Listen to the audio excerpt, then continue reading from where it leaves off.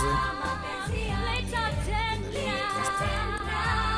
turamenyeranye n'ubundi dusanzwe kwiga dusanzwe dukora gahunda nyinshi z'amasomo muri uru rwego rungarutse nubwo mu by'ukuri nakigisha nabikora muri umwarimu wa segonderi ariko hari isano n'ubundi hagati y'umurimo ashinzwe n'ibyo nakoraga muri uru rwego ubu ngubu wenda nsigaye nasabye n'amarembo nkora muri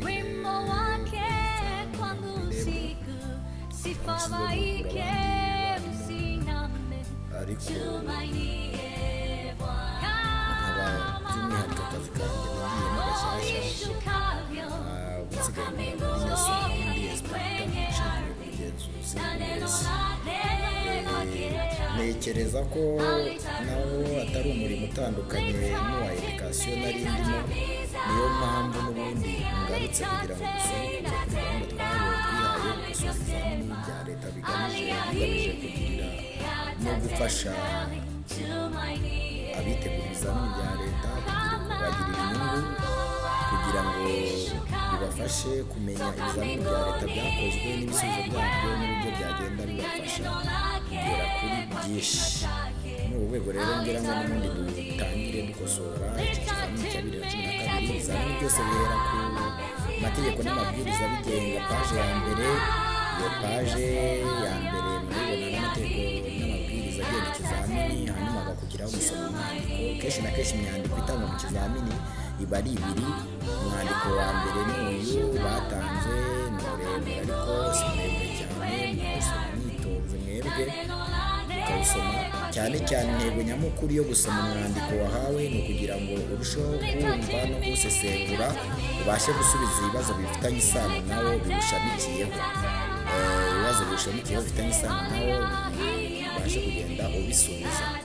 Uwo mwandiko ni nguyu mukawusoma mwitonze, hanyuma tugatangirana igice cya mbere. Igice cya mbere kiwugize,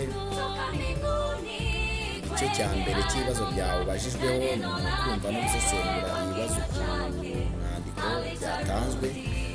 Ni igice gifite amanota 32 ku bibazo ku kumva umwandiko. Ikibazo cya mbere ngiki n'igisubizo cyacyo, icya kabiri n'igisubizo cyacyo, icya gatatu n'igisubizo cyacyo, icya kane n'igisubizo cyacyo, icya gatanu ngicyo, icya gatandatu, icya karindwi, icya munani, icya cyenda, icya cumi, icya 11.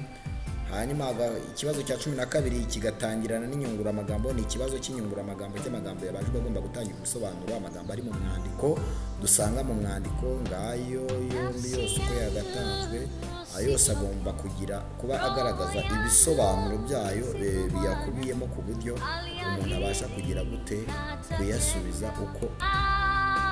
Hanyuma igice cya kabiri cy'ikibonezamvugo, ikibazo cya 13 gitangira n'igice cya kabiri cy'ikibonezamvugo. Cya 13 gitangira n'igice cya kabiri cy'ikibonezamvugo cya 13. Hanyuma hakaza ikibonezamvugo cya 13. Ngicyo cyose uko cyakabaye kirimo ABC AB. Hakaza ikibazo cya 14 kirimo ABCDEF. Ni ikibazo cyo kugaragaza uturemajambo n'amategeko y'igenamajwi ngicyo. Hanyuma hakaza ikibazo cya 15 ngiki. Ikibazo cya 15 cyose kirimo ABC, ni ikibazo ku butinde n'amasaku. Hakaza ikibazo cya 17. Ikibazo cya 16 nako ubwo ni ikeshamvugo n'ubumenyi rusange. Ikibazo cya 16 ngicyo n'igisubizo cyacyo kirimo ABCDE. Hakazamo n'icya kabiri cyacyo kijyanye n'ubuvanganzo ngicyo.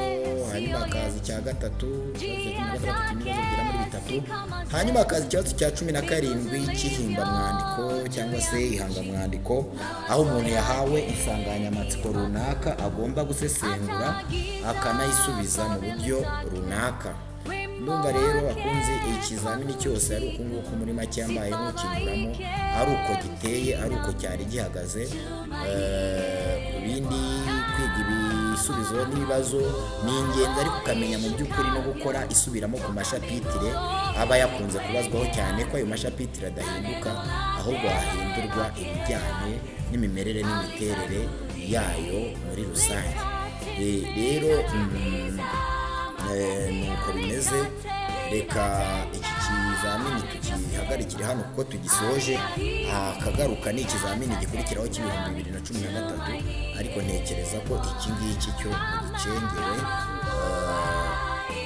Reka mbe mbasezeye, ciao ciao. Mu kanya turaba turimo turakosora iki cya 2013 gikurikiyeho. Ntimucikwe.